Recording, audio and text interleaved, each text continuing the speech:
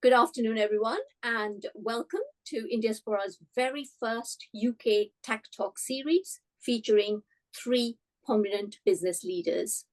My name is Nina Amin, and I head up Indiaspora in the UK.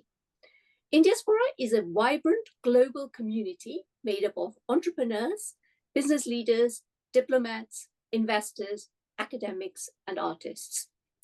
Indiaspora unites influential members of the global India diaspora across the US, the UK, UAE, Singapore, India, and Australia. We are a membership organization, and our members include trailblazers such as Indra Nooyi, the former CEO of PepsiCo, as well as business leaders such as Keshav Murugesh, Narry Singh, and Sandeep Sakharkar, who also happen to be our speakers today. I will now briefly introduce our 3 speakers and then hand over to Narry Singh, who will narrate today's series. So, starting with Narry Singh, he is an executive partner and managing director of Alix Partners. He is a trusted advisor to CEOs and boards on the fascinating topic of digital transformation. He is a seasoned Silicon Valley CEO and founder, and has helped create 2 unicorns. Today, he will host our Tech Talk series, which will feature businessmen Keshav Murugesh and Sandeep Sakharkar.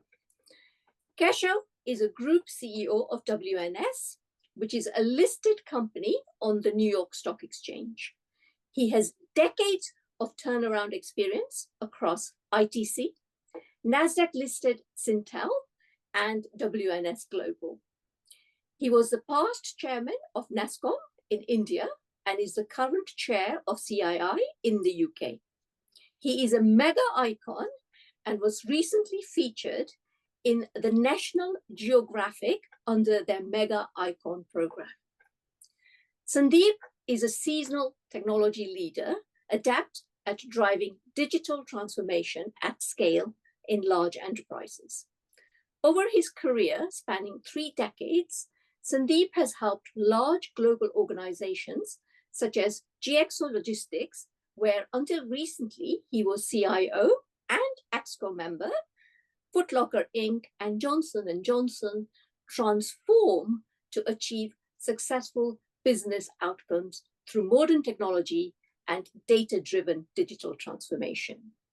He is currently using his expertise and experience to help an AI-driven data and process improvement-focused startup, which is currently in stealth mode, to take off and establish itself.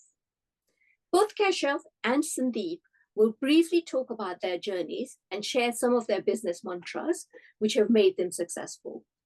They will also discuss how businesses navigate technological change, particularly with AI, and what next for digital transformation, and how Indian diaspora leaders can drive and influence change.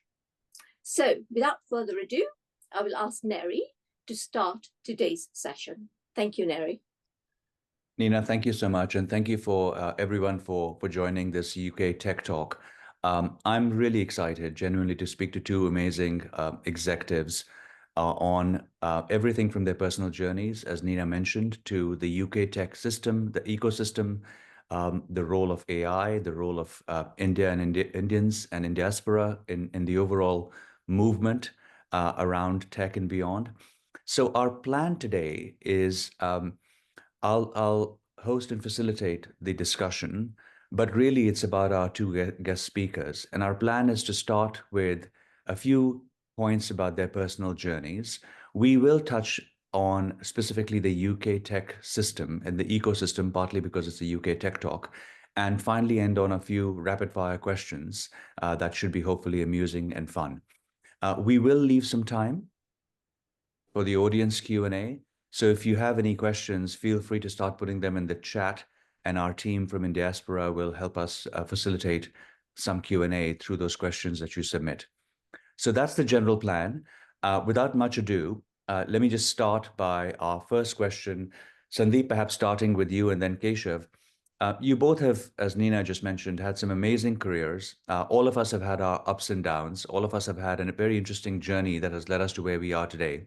Can you perhaps, Sandeep, start by sharing, maybe in a couple of minutes, what you think were a few pivotal moments in your journey that changed your career, good or bad? And what did you take away from those? And then Keshav, maybe you can follow as well. Yeah. First of all, thank you, Narry, and it's great to be on this panel with Keshav, Nina, and yourself. Thank you to Indiaspora as well for the very first UK Tech Talk. So coming to your question, Narry, we all have amazing stories in our career. For me, I'd say there's one incident I'd like to call out. And very early in my career, I never trained to be in technology industry. I was a mechanical engineer doing some selling of technical machine tools in the early part of my career. And as luck would have it, somehow I realized that I had an aptitude for understanding how to use systems. But if it was not for one of my bosses who had pushed me into joining a sort of IT so-called project, I would have never chosen this career. So that was a very pivotal moment. It was sort of, late 90s. The Indian ecosystem was just starting to evolve with a lot of multinationals coming in. And the gentleman in question was an American gentleman, my boss, my first boss from Georgia, Atlanta. And I say, hey, go and do this, do this project. And my God, I never thought I had a flair for this. So that was such a pivotal moment because since then, pretty much my entire career has been in some shape and form related to technology, though more about transformation and driving change. But I think that's an amazing lesson there which I use with my kids as well now. Follow your passion, follow what you love. You never know what will click in your mind. And if you do what you love, then you love what you do and you get better at it. Well, in Sandeep, it also sounds like you were lucky enough to have a good boss who also was a good mentor, which is, I think what a lot of the young people aspire to today, which hopefully we'll get, we'll get talking about that as well. Thanks, Sandeep. Keshav, what about you? Yeah, Narry, first of all, thanks for having me here. It's inspirational, frankly, to be in a panel that has you and Sandeep. I just heard about your war stories, so it's really fantastic to be here. And also great to be in an Indiaspora kind of an event because all of us are members as well. I think it's very important that all of us contribute in this fashion and learn from each other. Going to my own little story, I must tell you, I come from a very middle-class kind of background, grew up in Chennai and in Vizag, studied actually at Don Bosco School in Chennai, probably, played cricket against MR at one time. MR is the founder of Indiaspora, but I was probably a few years junior to him. And then made my way to Vizag, where I finished my chartered accountancy. So interestingly, I'm an accountant running a tech company, which demonstrates that you can do anything if you have your heart to it. I finished my accountancy there and then applied to only one company, though I didn't want to because I was already a businessman at that point in time. My mother forced me to apply for that job.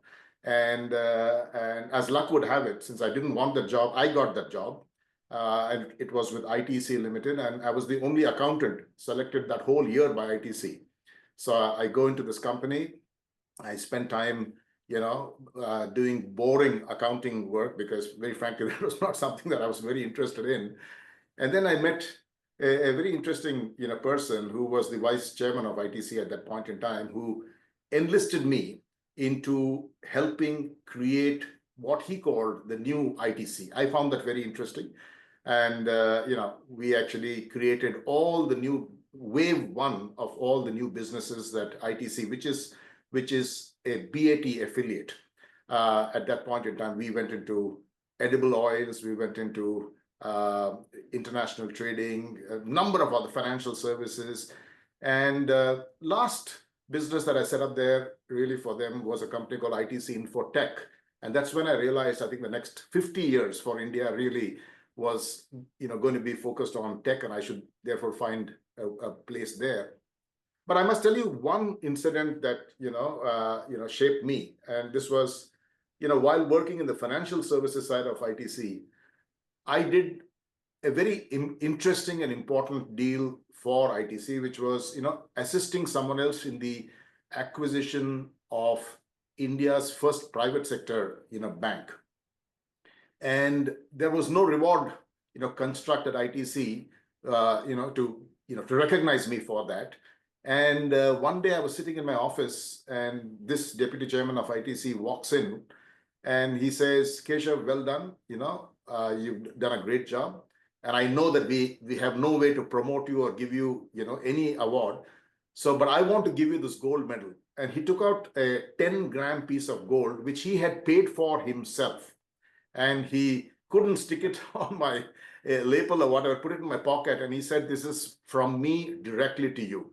Right? And that actually helped me understand how important it was to celebrate success, and more importantly, to put your arm around other people and motivate them. And that's something that I always do with others. Next job was, as I discovered that IT was the future, I looked around to see how I could get involved with IT.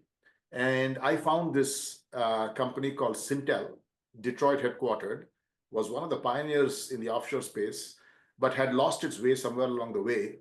And my mentor said, "Look, if you really want to change trajectory, then you should take this very risky job."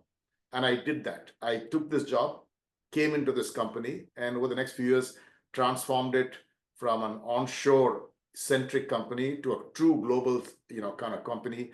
Took the market cap from 300 million to almost 4 billion, and later the company got sold to Atos. But again, I think, if you want to, get behind your passion, sometimes you have to take huge risks. And thereafter it is, WNS. Again, I just wanted to test the ability for me to turn around an asset, in a totally different space. I'd done it with IT services. This was business process. Again, a company that had done well, lost its way. Fortunately, with the help of some great people at this company, I've turned it around exceedingly well. It's now one of the leaders of the space. But most importantly, what I want to mention is that while all of this has gone well and I've learned continuously along the way, I think the most important lesson that I learned is, irrespective of how you do things, make sure that you're carrying people with you, make sure that they understand your vision, and more importantly, try to lead from the back and not from the front. So that's really my story. And as part of all of this, I'll mention that as we have been quite successful as a family, one of the things that we've also done is focused a lot on the community around us. We have created WNS Cares Foundation at WNS, which has been a trailblazer, won a lot of awards. We have personally been involved in creating this university, Ashoka University in Gurgaon. My family actually funded the first Akshaya Patra kitchen in Chennai, on the basis of which other kitchens have now been created in Chennai. And recently, we have been involved in founding the Museum of Art and Photography in Bangalore as well. So that's really my story for you. Amazing. Sandeep, Keshav, that's wonderful. And I think all of us, the more we talk, we discover these things that we almost didn't know about each other. Keshav, I won't embarrass you or Amar finding out who actually was better at cricket. We'll leave for another day. But I do think that I think the both of you have talked about a couple of emerging themes, taking people with you, which is your teams. I think some of us were lucky enough to find, whether we deserved it or not, amazing mentors. Whether it was your vice chairman, or whether it was your boss, Sandeep, or whether it was, some of my board members who had invested in my company. And I think the last one that is quite topical to what we'll move to next is taking calculated risks. So let's just move, if we can, to the topics around AI and the topics around what we see as the opportunities in the UK tech ecosystem. And on the AI side, Keshav, maybe we can start with you, but you have a perspective at WNS about serving clients, which are clients potentially like Sandeep's old company and many others. Sandeep, you have a perspective of being a user yourself, and hopefully soon a founder, but also from a product mindset as opposed to a services mindset. And I'm sitting in the heart of Silicon Valley in Palo Alto, where it seems you can't even order a cappuccino without saying AI. As you see all the buzz and the hype, what are your high-level opinions on AI? as a technology at this time? Is it overhyped? Is it underhyped? What are you seeing and what are you telling your clients and your colleagues when they ask you about AI and Gen AI in particular? Keshav, can we start with you? Sure. So, first and foremost, I see, any disruptive tech like generative AI really as a tailwind for our business and for the world at large, and not a headwind. And one of the things that, we focus our clients on is really to leverage some of these technologies and navigate really the opportunity and not, the threat. The other thing that we are very focused on internally as a company, as well as advising others also, is to clarify that at this point in time, complacency is really not an option, and that all businesses must embrace the potential of AI and generative AI with absolute clear expectations, a really skilled workforce, and a commitment to customer centricity. So that's how we are, dealing with this. And as a result of this, we believe that while in the short term, this technology, will disrupt some of our business models, in the longer term, from a business process side, it will actually dramatically increase the total addressable market for us. And that's very exciting for us. So in short, I will say that I believe that companies that are investing in generative AI today, maybe 3 years from now, there will be a little bit of disappointment in their minds in terms of what the outcome was as a result of that investment.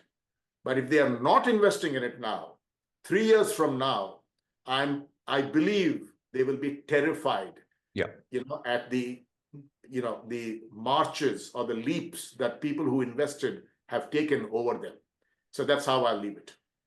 Sandeep, I'd love to get your opinions as well. But Keshav, on what you just said, one of the things we keep telling our clients is whether you are right or wrong on identifying the right use cases, picking the right LLMs, figuring out the right, RAG techniques, it is important. It almost doesn't matter. What matters is, do you have a learning muscle right now? Because the technology is moving so fast that if you don't build the learning muscle, it almost doesn't matter what your expectations are. So we'll come back to expectations from CEOs on AI. But Sandeep, what's your take on the conversation and the dialogue around it in the market today, especially in the UK?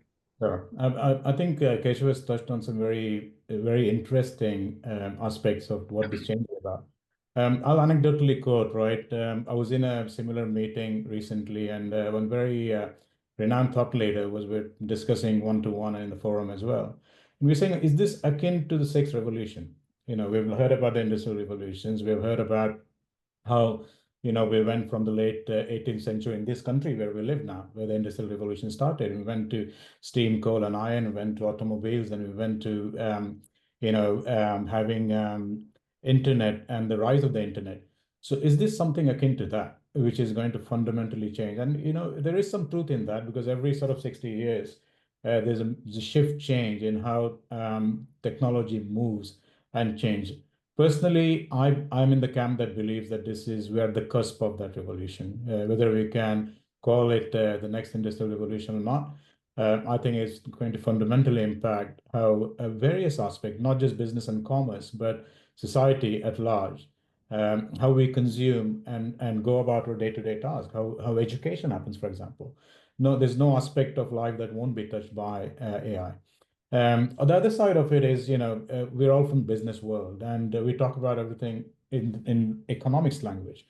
Another recent good article and good thought leadership came from Sequoia Capital. You'd heard of that. Last year in September, they talked about a $200 billion hole, right? So where's the economics? You had so much money going into the infrastructure of AI. Where's the revenue coming out of it? That's just $200 billion is now middle of this year, in June, July time, 600 billion. But it's not stopping. I think we were kind of at that hump where, in my view, suddenly the floodgates are going to open. As with any technology, it takes time to achieve equilibrium, to get maturity, to understand what it can and cannot do, what are the guardrails around risk, and so many others. But I would absolutely unequivocally echo what Keshav has said. For enterprises and large companies especially, this is a time to think a little long term and take some short term bets. And we can dig into this later because I recently wrote a little article coming from my experience in the corporate world as to what are those areas that we need to sort of almost put a framework around it as an organization that can help us move fast. We can come to that. Talking about UK, now your question was specifically about UK. I think the UK-based companies, and I'll probably say a bit about Europe, there's a lot of appetite, but also this part of the world, as we know, there's a lot of regulation, right? And one of the big aspects around AI is how do we navigate through this change whilst being compliant, whilst being, making sure the risks are addressed. So I'd say the appetite in this region is definitely there. There's a lot going on, perhaps not as quickly and rapidly as the other side of the pond, other side of the Atlantic, but definitely I think the momentum is as much there. So actually, Sandeep, we'll come back to the UK tech ecosystem because I think and I think the audience would be very keen to understand that, what are some of the silver linings? Because the news around, the UK seems to be somewhat depressing sometimes. But I do think there's a very strong AI angle and an AI action report that is coming out any day now from the UK government and Matt this week or next week. We'll come back to that. Let's go back to kind of areas of opportunity more specifically. So between you, Keshav and Sandeep, you've covered so many different industries. When you're looking and speaking to large corporates or even mid-sized companies, and they say, fantastic, where do you see the biggest opportunity? What are the areas, whether it's call centers or whatever, what specific areas or processes are you saying that if it was your own personal money, you would apply AI there today? Well, I can take a stab at that first. So first and foremost, I think it's important for us to spread this message that to all customers is, just get started first and foremost. If you want to, build on this transformation engine, if those who don't do it are going to be left behind. So that's the core of the message. And from our point of view, we are just fortunate that we have a number of POCs working with a number of clients, and we have almost 60 clients of ours who have now signed up, in terms of experimenting with GenAI solutions that are impacting, their solutions. So very simple. I mean, you look at travel. On the travel side, for example, GenAI is now helping, travel management companies to create very personalized kind of travel itineraries for corporate travelers. And what sets this capability apart is really the ability to proactively predict and prevent travel disruption, because the solution now takes disruption into account as well.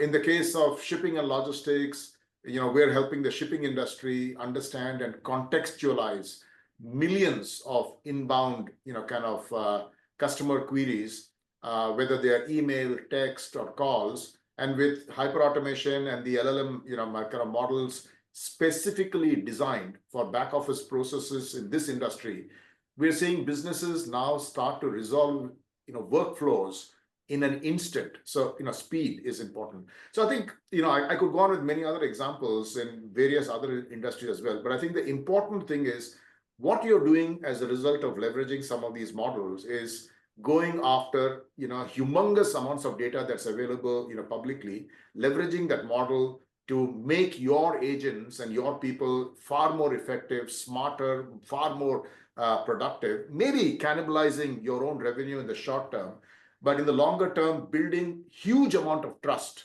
with your customers because they know that you're doing what is right for them. And a result of all of that is our getting after that larger addressable TAM that I spoke about, the whole addressable market. I just want to leave you with a single nugget of information here before I move on.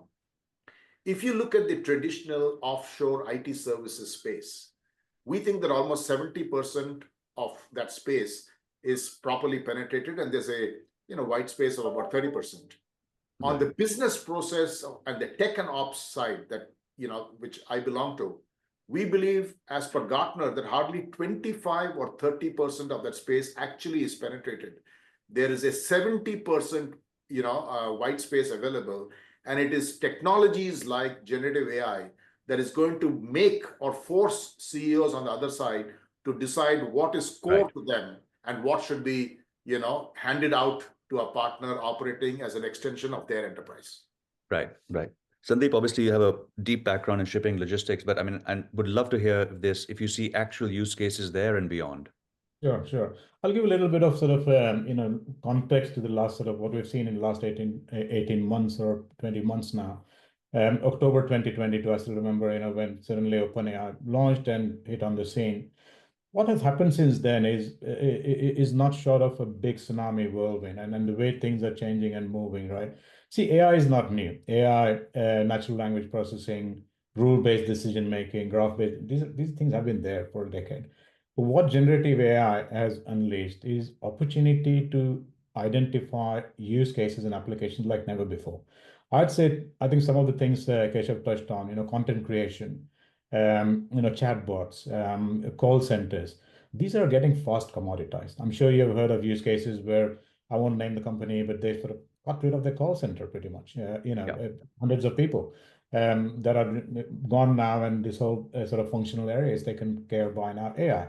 Now, what I see, the shift I see going from there is more into organizational business processes, which has been, an area approached by caution. There's always companies that are prime movers. There'll be cautious adopters. There'll be the laggards. And I think that message of embracing and finding which are the right areas for you. And I look at it from two perspectives. One is internally to your business and your go-to-market. What can be done to improve your processes using Gen AI, using AI?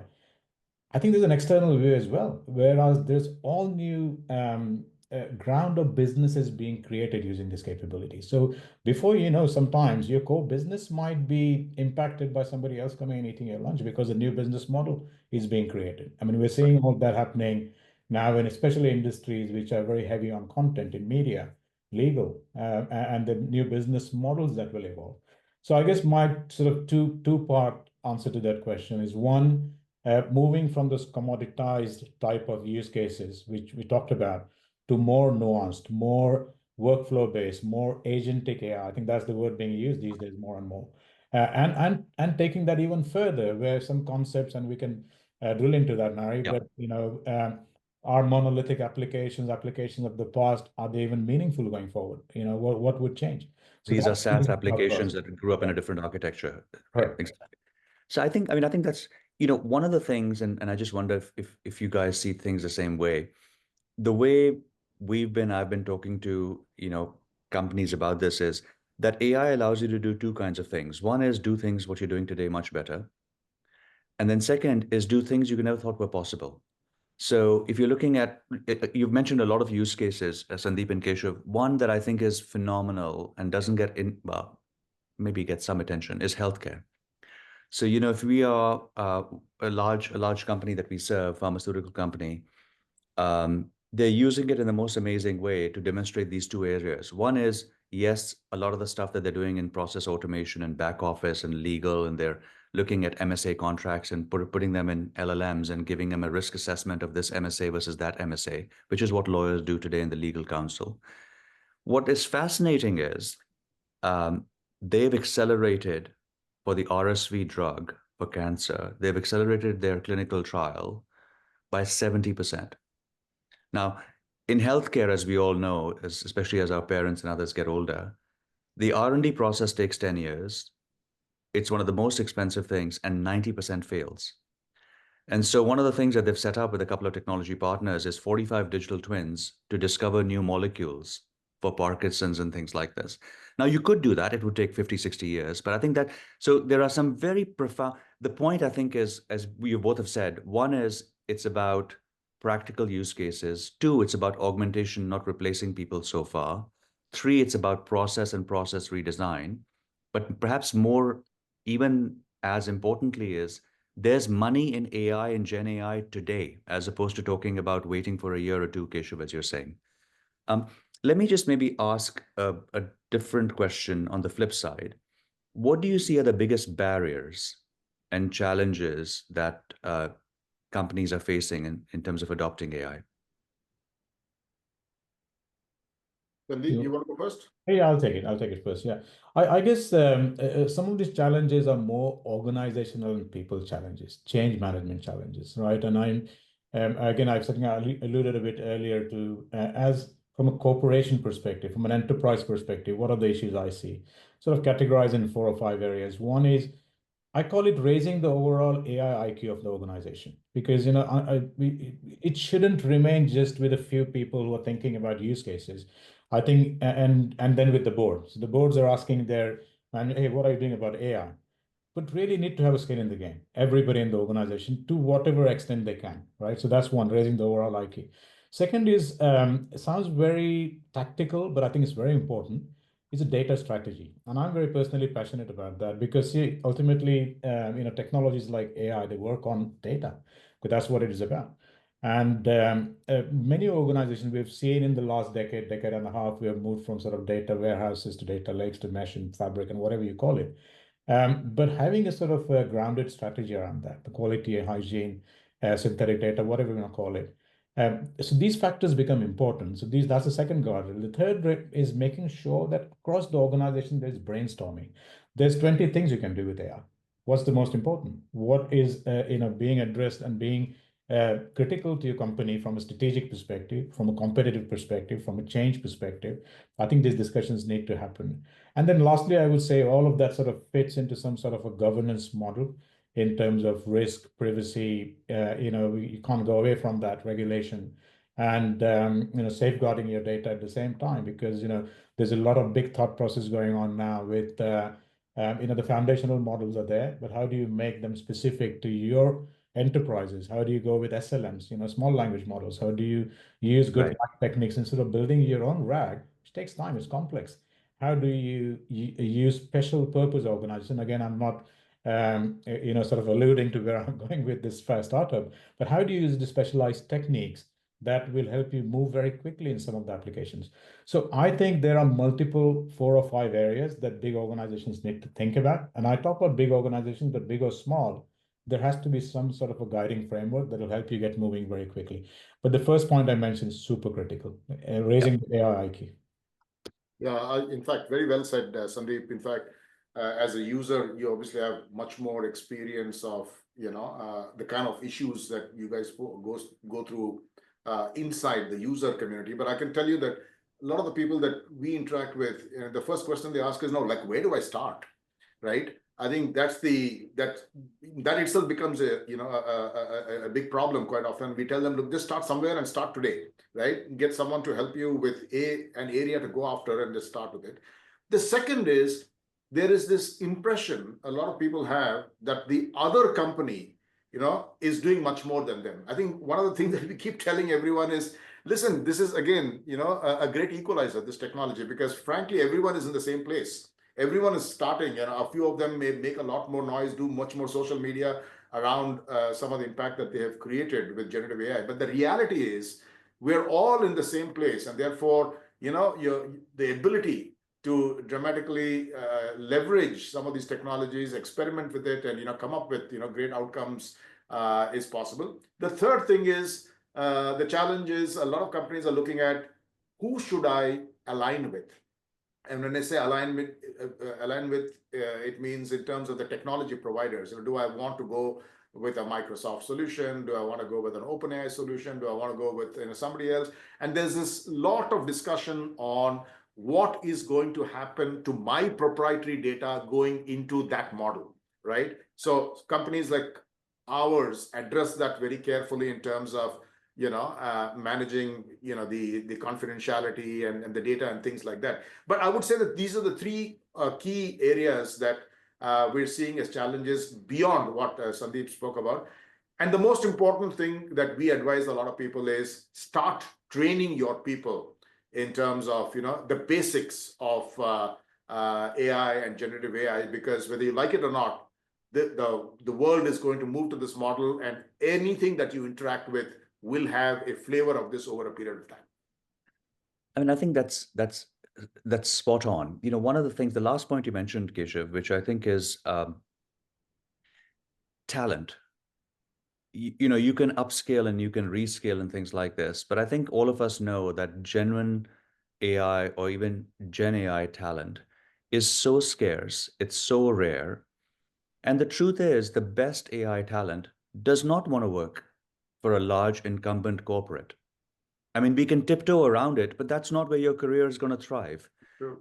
How do corporations get over that talent mismatch? For me, it is first and foremost placing your bets in terms of, who are your partners that you want to have, one. Second thing is train the hell out of your people first, right? Start somewhere. For example, of our 60,000 people, we've already trained about 23,000 people in, various models, such that if nothing else, they're very clearly capable of understanding the impact of, some of these changes and what's going to happen to how they actually run their processes over a period of time, right? That's the second thing. The third thing is, I think, governments,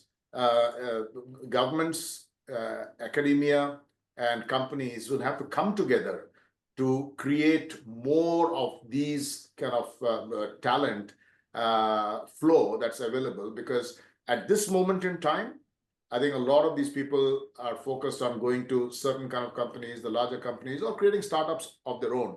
But over a period of time, I think once the hype dies down and becomes much more practical in terms of people saying, I now want to monetize all these billions of dollars of investments that I've made, that's when the chickens are going to come to roost, right? Yeah. And that's when this talent is going to have to make a choice of, how they want to live the next, 20, 30, 40 years, because not every company is going to be successful in this space. So I think, each of us have to take accountability for our own talent first, and then generally elevate the, the talent positioning in the communities that we live in, and finally work with, the ecosystem to build more of these people. I mean, the ecosystem point is important. We'll come back when we talk about the UK tech ecosystem. I think most of the people on the call would know that the UK government is about to release the UK AI Action Report.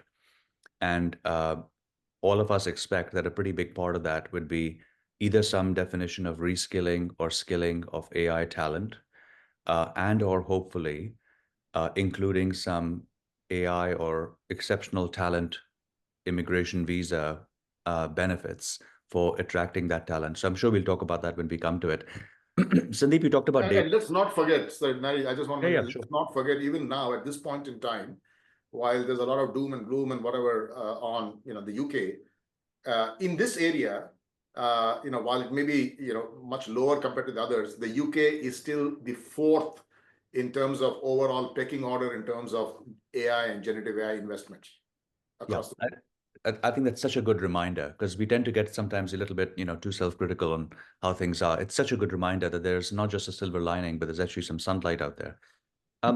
In terms of kind of the other challenges, I'll share an observation and get a reaction from you both, is we are finding that there are CEOs that have, a risk appetite and some that don't.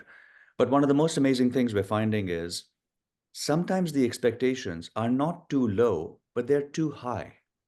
In other words, we've worked with clients the CEO, for some reason or the other, has gotten such AI religion, or maybe their son or daughter works at Google and reminds them of it, that they come back and basically saying, I want to do a real-time pricing of all my commodities worldwide.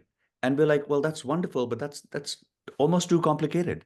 And on the other hand, people are saying, I'm not so sure where to start. Are you, somebody, I'm in California, and somebody once mentioned that there are, 16,000% more car accidents than are reported about Tesla self-driving accidents.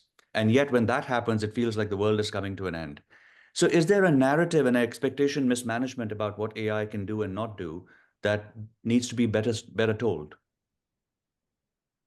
Yeah, I can go first, Nari. I think, I'm grinning in the background because you use the word hype, right? I mean, there is definitely a hype, and there is surely, and I think that is tempered down a bit. I think Right. as the reality sinks in, as the equilibrium is coming in. But I've been on the other side of the desk where I've seen boards super, I guess, charged, I would say is the right word, with AI, that some really amazing ideas come up, but they're not practical at this point in time, just because those kind of use cases are not mature. There is not enough data. There is not the synthetic data. I alluded to that earlier. And that's a very big aspect, especially with very nuanced use cases, while keeping in the guardrails of the safety and privacy. How do you create an AI, which is ultimately, which is called it probabilistic, or it not is always not deterministic? How do you build something that is accurate, right? So there's a reality. There's a reality getting over hallucinations. There's a reality getting over how much you can rely on AIs. There's a reality about explainability of what the AI is telling you. And by the time it comes to more maturity, and time will tell which applications are those. I think, in my view, the hype will also temper down. So while there are boards which are very, very enthusiastic, which they should remain, there should be also, I think Keshav said very nicely that the training part of it, especially some of the middle management, people who have control over the purse strings, people who have control over the projects, and what gets picked up and funded, they should elevate their knowledge and learning so they can be more guided to their management, to the boards, as to which are the things to bet on. And that's certainly my suggestion to the senior leaders I'm talking to. So Yeah, let's. I would just Oh, add. sorry, Keshav. Sorry, Nari. I just add that we shouldn't forget in the middle of all of this that ultimately, we have to keep focusing on business solutions and less on the tech stack, right? Quite often we become so focused on the technology part of everything. We forget that ultimately all of this is supposed to be subservient to human beings and to us living a better life. So I think there are different needs to be delivered by different stakeholders. I mean, I run a public company, and I therefore need to be careful and calibrated in terms of the kind of solutions that I'm creating. I can't go and do something crazy or recommend things to my clients as a result of which I can't meet my next quarter or I can't meet my shareholder expectations. So I need to be very calibrated about some of those things. At the same time, if you're a government and you're investing in all of this, again, you need to be very calibrated about what are you trying to get out of this. I'll give you a simple example of an interaction we had in Dubai last week when we met as a NASSCOM team separately with the powers that be in the UAE. And one of the things that stood out, I mean, UAE is the first country in the world to actually have an AI minister, right? And he came and said something very interesting. He said, we don't have much crime in the UAE. But a few months ago, and they're adopting, AI at scale across, the country in different areas. And he said they had a robbery apparently in the gold souk, and the gold souk is unprotected, right? There are gold shops on the ground floor, and then there are the gold exporters and all upstairs, and there's really no security. And some smart Alex landed up wearing masks and apparently stole gold from a few of the shops. And the AI model actually, helped them find those people in 7 minutes. Because though these people were wearing masks, the AI solution actually was able to track movements of the people. And based on that, they found out, where these people were. So it's these simple examples, that we need to, keep focusing on in order to make sure that all of these technologies, including AI or generative AI, ultimately put man behind the machine. I agree. I think it's really well said. And so let's move to the UK tech ecosystem and what gives us hope. I'll just mention one thing that I think the tech stack, you're absolutely right. It's about business problems. It's about helping humanity. But I will say the one thing that I worry about a little bit is, especially given I'm in California right now, is when I think about, the Magnificent Seven or whatever you want to call them, and the fact that their collective market cap of 16 trillion is probably the third largest country in the world. This is just a personal opinion, I worry a lot that a lot of what the rest of the humanity will be seeing in AI is probably controlled by no more than 100 people. And probably 70 of them are within 10 square miles of where I'm sitting right now. I worry about that kind of consolidation for anything, especially as powerful as AI. So I think there is something to be said about the tech stack, Keshav, which is whether it's regulators, whether it's this or that, we are all entrepreneurs. But at some point, it feels like you need some kind of checks and balances for something that is like fire. It could be good, it could be bad. On the UK tech side, exactly as we've been talking about, what gives you hope? What are you optimistic about? What is UK's unique potential place in the larger tech ecosystem? Well, I'll go first. But, first of all, I just want to add on to one more element in your earlier statement, Narry. I think you made it extremely well. And I think as business leaders and as citizens, we all have to be extremely conscious of this. There are 7,000 languages that people speak in this world, and only 20% really speak English. But all LLMs, really cater to that 20%. So there's this big opportunity of the 80% that this technology must carry over a period of time, right? And in this whole scheme of things, now let's look at the UK. The UK created that English language. So I think they have a very, strong positioning at this point in time. Like I said, even today, though they don't make too much of noise about it, in terms of the whole AI and Gen AI, stacking across the world after the US, China, the UK actually is number 3, right? And if you look at the Grant Thornton's recent report that came out in 2024, there are now currently almost 971 India-owned companies in the UK, and that's up from 954 in 2023, and delivering a combined revenue of 50.5 billion. And many of these companies are talking about technology, talking about, making investments in this area, wanting to get involved with the, startup, kind of ecosystem and things like that. So while I think there's huge potential for the UK being the gateway to Europe as it is, in spite of all the gloom and doom, I think there's huge, hope for the future. The other thing I'll say is London as a great city of the world cannot be replaced in a long time. So I think it's only a matter of time before which London will come back and the UK will come back, in a huge way. And you can see from the kind of interest being taken in London Tech Week, as well as some of the other events that are being spoken about. This whole area of AI, generative AI, and any other technology is front and center in the minds of everyone, including policymakers. I think Absolutely. my take on this narrative, I think Keshav has touched on a few points, but I think if you look at the educational aspect, right, people undermine, we have Oxbridge plus Imperial, 3 of the top 10 universities in the world here in the UK. Arguably, they're not sort of geolocated like Stanford and Berkeley and USCF, but it's still a huge brain capital that happens here. Many of you have heard of them as services now, DeepMind, Google is doing that work. There's such a incredible talent here. A lot of that talent, arguably, there's a bit of a brain drain going towards the Silicon Valley. But I do feel, in addition to the point that Keshav mentioned, that it's equal balancer geographically as well. UK balances out what's happening in the Middle East, in APAC, in many ways. And I think that can be serving as a good, impetus and momentum as how we can take. And we're always a bit cautious. We're not sort of jumping in that Silicon Valley ecosystem. But equally, I think that's a more sustained, more measured, more mature growth that I see happening in this region. I mean, we can talk about Brexit, we can talk about political angles as well, but which is not necessarily the discussion. But I think there's enough going on, which I think is a good stimulus in the space of AI within the UK. I'm very hopeful.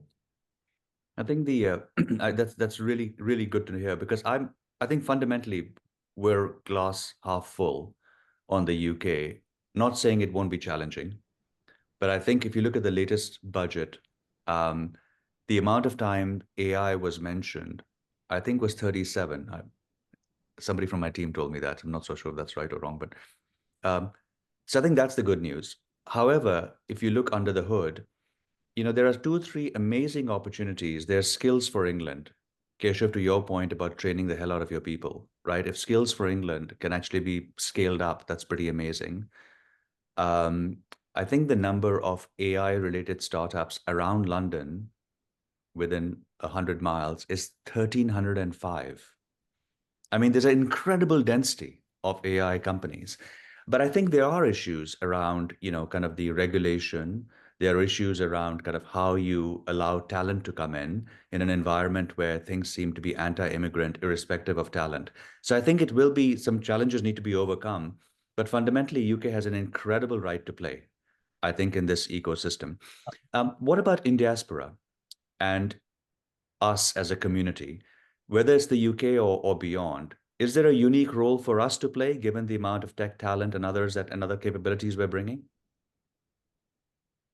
I'll go on that one first, Narry. So 100%. I think what India is doing, particularly in India, in the Indian geography, is phenomenal. I think the amount of talent in terms of trained AI engineers or workers is on the rise, undoubtedly. Entrepreneurs, risk-taking entrepreneurs with amazing ideas, not just for the Indian market. In my personal network, I've probably know at least about between 5 and 10. This number keeps growing every time. Individuals who have relocated, to build companies in this ecosystem from India, and they straddle on both India and the UK and Europe. So I think the ecosystem is there. You may have heard about the India AI Mission, which is the government-funded body, which is, I think, doing some incredible work. I do feel we have lots going for us. One is the sheer number. I mean, undoubtedly, we have a large number of trained talent that is available. Secondly, I think there's a lot more risk appetite, not just about Indians doing great stuff outside of India, but equally inside India. And to me, that fuses and that kind of lays the foundation for a much broader ecosystem working within. I think Indiaspora themselves are doing so much amazing stuff. I mean, this tech talk is one of the examples, but the stuff that I've seen it come through Indiaspora in the last so many years, couple of years, especially in the UK, it's just mind-boggling. And I'm very, very bullish on our colleagues, Indian colleagues, and our diaspora as well as Indiaspora in the coming year. No, I'd just add a few more points that I think I totally agree with Sandeep. I think India has a huge and important role to play in how all of this shapes up, for the longer term. And India has realized that. So if you look at it, we've taken a very global and collaborative view of AI innovation. And we've actually, from India, established a number of key partnerships with other, kind of tech leading nations. We are aware of the Indo-US initiative on, critical and emerging technologies, the US-India Artificial Intelligence Initiative, the Indo-German Science and Technology Center. So we're not trying to do things by ourselves. We're actually collaborating with everyone else, which is a real smart thing to do.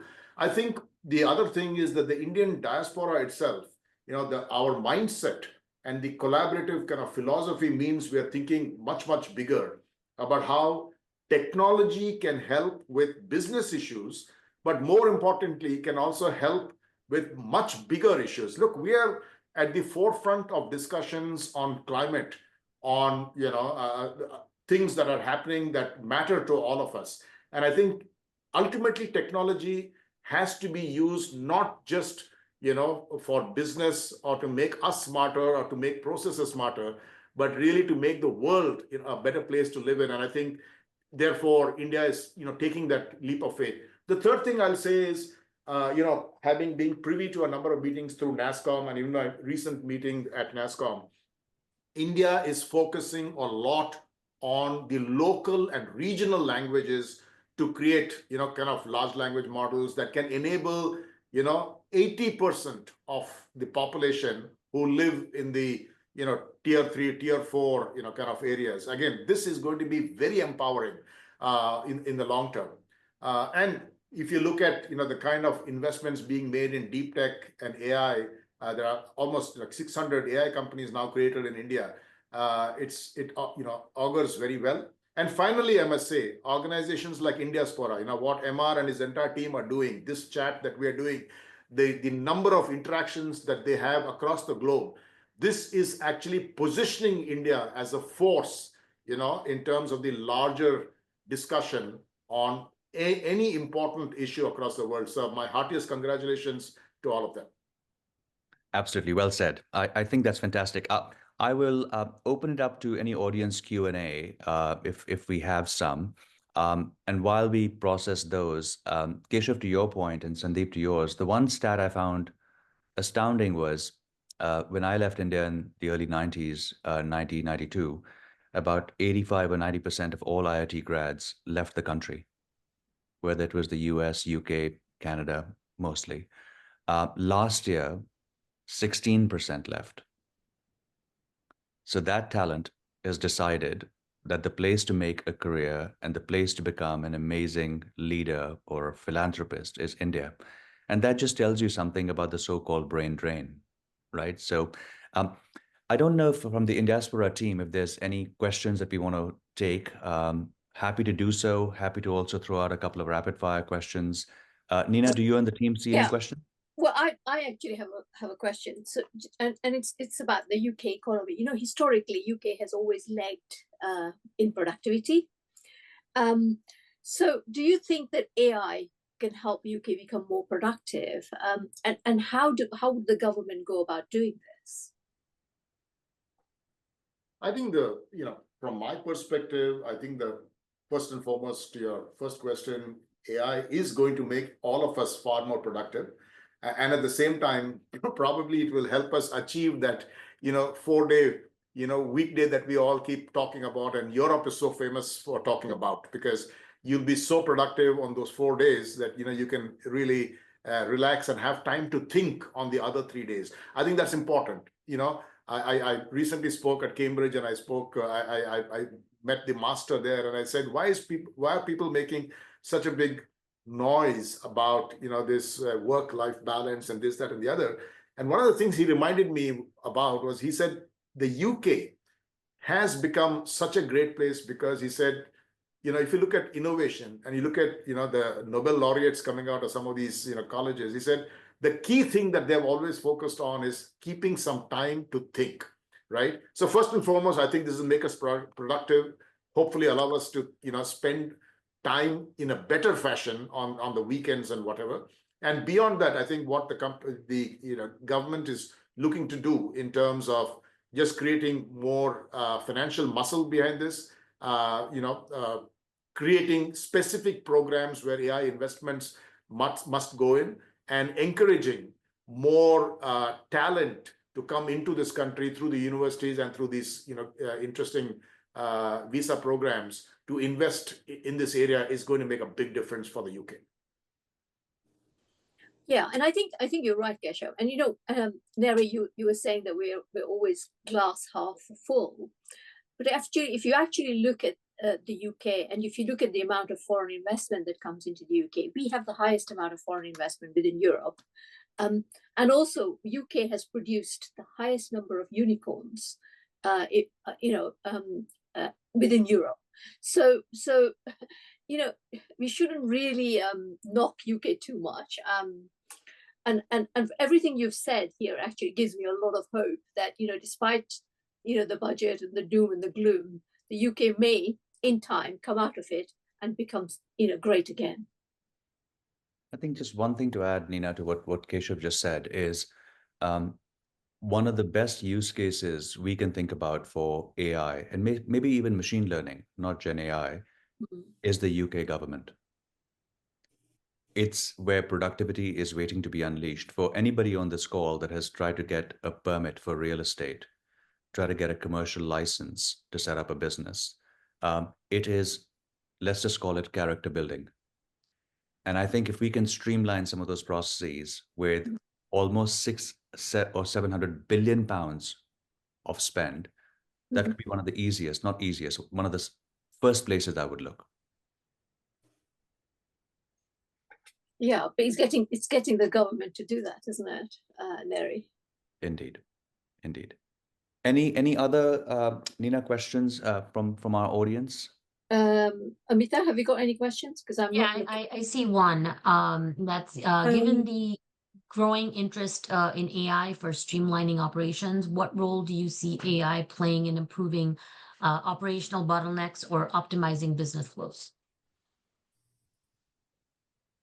Sandeep, any examples? We touched on that a little bit earlier. I mean, I think the shift in the next 18-24 months will move from those commodity applications to more operational workflows. And I think as that happens, I think the back office applications, and I say back office in terms of financial processes, HR processes, productivity is the main focus, right? As long as you're doing things that are reliable, safe, within the guardrails of safety, privacy and regulation, AI will come into those more and more and more.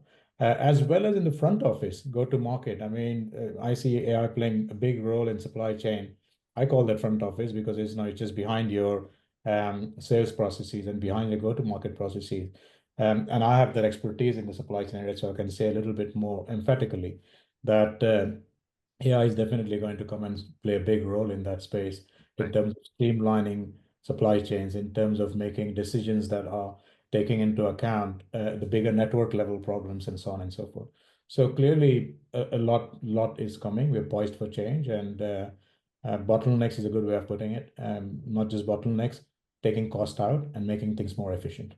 And I'll just add, balance, great expectations with some grounded realities, and treat AI as a collaborator, not a competitor. Yeah. Well said. Nina, I know We're at time. There's one question, I think, which will be really good. But there was a comment in the chat that did say "Make Britain Great Again" when you all were talking about UK and in terms of elevating that. But the question is, how can AI help to solve real world problems such as lack of infrastructure, poor quality public services, pollution, corruption, etc.? Well, I'll take a stab at that. I mean, Nina just gave this great example, or Narry did, about government. I mean, I think the biggest use of AI and generative AI is going to be government, frankly, across the world. Just look at the UK. NHS could be a great user. Years ago, we all spoke a lot about smart cities. Where did that movement go? The reality is we've got the devices, we've got the scanners, we've got companies like Mobileye that are actually having these these machinery now capable of sending real-time information on our roads, on our street lights, on many things back to a central kind of repository. And the ability for AI and generative AI models to just use all of this and very quickly provide fast solutions for people to come back and resolve some of the issues that are being pointed out is very, very high. So I actually think that as technology keeps evolving, we will use it to do more good for ourselves, and in every space. I mean, I spoke about government and just smart cities, but healthcare is going to be completely revolutionized by this. I've invested in a company that has created the world's first companion robot. 4 years ago, people laughed at me. This year, it's doing great sales. But the data that that company has now aggregated is like gold to great companies like Google and the others. So I really think that everything that we dabble in leveraging these models is going to help improve human life long term. Really well. One small Sorry. point I would make in terms of paraphrasing what Keshav just mentioned is I call it the convergence of physical and the digital. Infrastructure essentially, there are things you have to do with hands and lay down roads and make whatever better that to support. And that physical doesn't go away; it has to. But the convergence of the physical and the digital, where governments will be waking up and in many ways be forced to make some of those decisions of the pressure coming from public-private partnerships will be that pressure, right? And that physical-digital collaboration and convergence, the physical robots that you mentioned, as they come into our lives in the homes and companion bots, they're not going to work by themselves. There's a whole digital element behind it and the infrastructure behind it that needs to be put in place. So I think the natural momentum and the pressure on the ecosystem will lead to the good. I personally think. Excellent. Well, I know we're at time, Nina, so perhaps a good time to kind of thank our great speakers, Keshav, Sandeep. Thank you so much for your insights, your personal stories. I think we've covered a lot of ground. I think it can seem a little bit overwhelming to listen about all these different use cases, technology, tech stack, ecosystem. The advice I got from a wonderful mentor was, in times like these, you just need two things. You need courage and you need curiosity. And I think those two might be the only things that I can hold on to. Thanks, Nina, to you and the Indiaspora team. I'm sure there'll be many more tech talks. By next week, the LLMs would have changed again. So maybe we have another one of these. But thank you so much for joining. And I'm sure this will be recorded, Nina, and people can it is going to be recorded. It's going to be on YouTube as well. And we will definitely circulate the recording to all the speakers. And Narry, I'd like to thank you as well for narrating this session. Absolutely fascinating to listen to the three of you. Thank you once again for being our members and also for such a fascinating tech talk. Thank you. Thanks, everyone. Bye. Thank you, Narry. Thank you, Indiaspora team. Thanks. See you soon again, Sandeep. Bye-bye. Bye.